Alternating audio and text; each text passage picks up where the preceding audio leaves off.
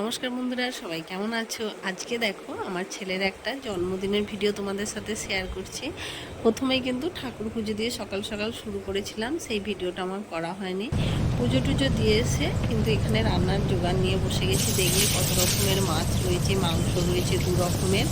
এখন দেখো অনেক কিছু কিন্তু রান্নার আয়োজন আছে, তাই রান্নাটা চলো ঝটপট করে নিই আর তোমাদের সাথে কিছু কিছু একটু শেয়ার করে দেবো ভাবলাম। দেখো প্রথমে কিন্তু 5 রকম ভাজা করে নিয়েছি। এখন কিন্তু আমি এখানে করছি রুই মাছের পোস্ত। দেখলে মাছগুলো ভেজে নিয়েছি, এরপর পোস্ত দিয়ে মশলাটা ভালো করে কষিয়ে নিয়ে জল দিয়ে দিলাম। এরপর এটা রুই মাছের পোস্ত হবে। রান্না কিন্তু অনেক কিছু হয়েছে জানো তো। আর ওদিকে দেখছো অন্যদিকে কিন্তু গ্যাসটার মধ্যে বসিয়ে দিয়েছি তোমার প্রেশার কুকার। ওর মধ্যে এখন আমরা মটনটা তৈরি করব। প্রথমে কিন্তু মটন, চিকেন বা মটন দুটোই কিন্তু আমি আদা রসুন আর কাঁচা লঙ্কার একটা পেস্ট করে নিয়েছিলাম বেশি করে। প্রথমে 2 রকম মাংসকেই ম্যারিনেট করে রেখে দিয়েছিলাম। এদিকে দেখো গ্যাসটা বসিয়ে দেওয়ার পরে এদিকে মাংস চাপাচ্ছি, ওদিকে একটু দেখছি পোস্তটা হলো কি না। ওদিকে পোস্তটা হয়ে গেল, কড়ার মধ্যে থেকে দেখলে ঢেলে নিয়েছি। এখন এর মধ্যে আস্তে আস্তে করে চিংড়ি মাছ, পমফ্রেট মাছ, এই সমস্ত মাছগুলো রান্না করে নেব। এখনও 2 রকম এখানে দেখো, ওখানে মাছটা রান্না করার আগেই এখানে আবার দেখো প্রেসার কুকারের মধ্যে পেঁয়াজ ভাজতে দিয়েছি। এখন দেখো আস্তে আস্তে করে এখানে কিন্তু পমফ্রেটগুলো ভেজে নিচ্ছি। পুরো ভিডিওটা বন্ধুরা তোমরা দেখতে থাকো, যদি ভালো লাগে তাহলে অবশ্যই করে কিন্তু আমার চ্যানেলটা সাবস্ক্রাইব করে আমার বন্ধু হওয়ার অনুরোধ রইল। আর কে কোথা থেকে ভিডিওটা দেখছো অবশ্যই কিন্তু কমেন্টে জানাবে।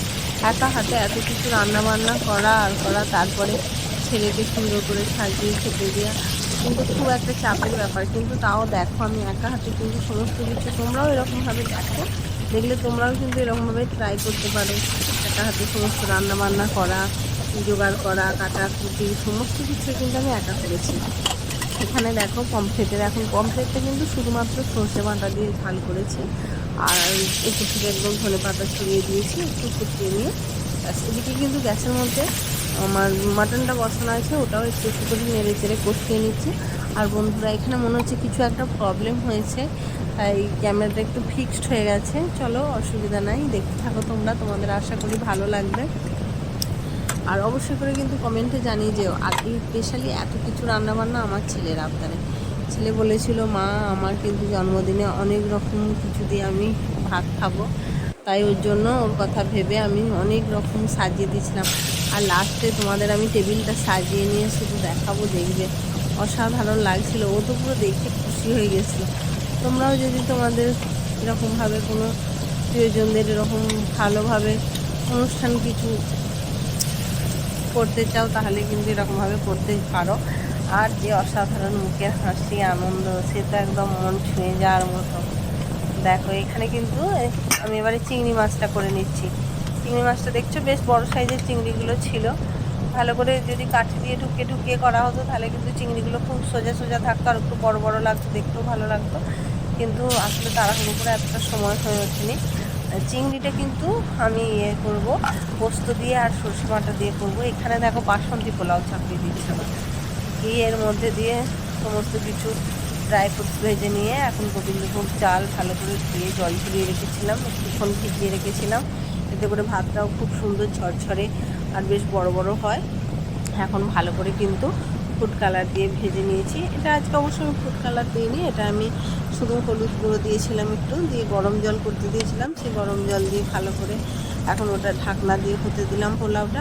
এদিকে দেখো আবার কিন্তু বিরিয়ানি বসিয়ে দিয়েছি, বেরেস্তা ভাজছি, আলু ভাজছি, এত কিছু রান্না সব কিন্তু একা হাতে করেছি। দেখো বেরেস্তা ভেজে রেখে এখন আলুটাও ভালো করে, আলুটা কিন্তু একটু সিদ্ধ করে নিয়েছিলাম, নুন আর হলুদ দিয়ে একটু সিদ্ধ করে নিয়ে। আর এখানে দেখো কত অল্প তেল দিয়ে বিরিয়ানিটা করছি। দেখো এখানে পেঁয়াজের মধ্যে আমি কিছুটা ক্যাপসিকামও আসলে ফ্রিজের মধ্যে ছিল দেখলাম, ওই জন্য ওই ক্যাপসিকামটাও দিয়ে দিলাম। আর এখানে দেখো চিকেনটা তো বললাম একই সাথে রসুন আদা কাঁচা লঙ্কা পেস্ট দিয়ে ম্যারিনেট করে রেখে দিয়েছিলাম, অল্প একটু টক দইও দিয়েছিলাম। চিকেনটা মটনটা দুটো একই সাথে ম্যারিনেট করে রেখেছিলাম। এখন দেখো জিরে গুঁড়ো, হলুদ গুঁড়ো, লঙ্কা গুঁড়ো, একটু কাশ্মীরি রেড চিলি পাউডার সব কিছু দিয়ে দিলাম। দিয়ে কিন্তু ভালো করে একটু কষিয়ে রান্না করবো। যেহেতু এটা বিরিয়ানি করবো তাই জল দেওয়ার কিছু দরকার পড়বে না। দেখো চিকেন থেকে এতটা পরিমাণ জল ছেড়েছে। এখন এটা ঢাকা দিয়ে ভালো করে সমস্ত কিছু আয়োজন করে নিয়ে দেখো একবার সব থালায় সাজিয়ে দিয়েছি। বন্ধুরা, ভিডিওটা তোমাদের কেমন লাগলো অবশ্যই করে জানিও। আর আমার ছেলেকে কিন্তু অবশ্যই হ্যাপি বার্থডে একটা উইশ করে দিও। দেখো আমরা সবাই একটু করে পায়েস খাইয়ে দিয়েছি, ওর বাবা এখন দেখো ওকে গল্প করতে করতে খাওয়াচ্ছে। আর দেখো কত কিছু আয়োজন করেছি, সব দেখে আমার ছেলের কিন্তু খুব আনন্দ হয়েছিল। আর ওর এই আনন্দ দেখে আমার আরও বেশি, আমি সারাদিন যে এত কাজ করলাম, রান্না বান্না করলাম, আমার আর কিছু কষ্টই মনে হচ্ছিলো না। আর দেখো সন্ধ্যাবেলায় কিন্তু একটু কেক কেটে নেওয়া হয়েছিল। আর ওই যে দেখছো এখানে এই এটা জ্বলছে দেখে ও খুব ভয় পাচ্ছিল। প্রথম আমি কেক কাটবো না।